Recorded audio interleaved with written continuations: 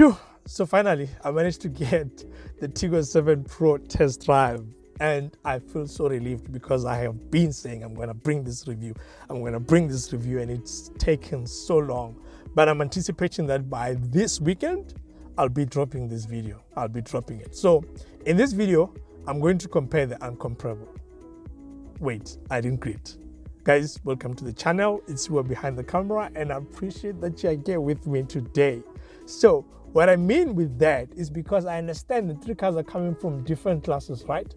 But I needed, especially when I was driving the 7 Pro right now, because it's the third car from Chery that I'm driving, and I'm just thinking, wow, you know, of the three, which one feels more punchy and looks more confident on the road when you're pulling it? So I'm going to share the 3 clips where I was driving the 3 cars on different days, but on the same road, joining the same highway, right?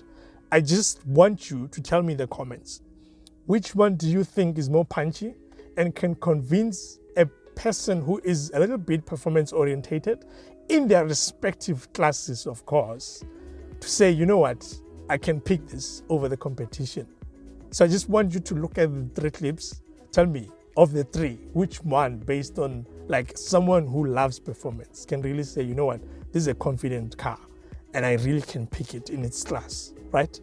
So I'll share my opinion in the 7 Pro review. I'm not going to do anything or say anything, rather. I'm not going to say anything, but I need you to tell me in the comments, which one would you pick based on what I just said? And I'll share my opinion in the 7 Pro video. Let's go.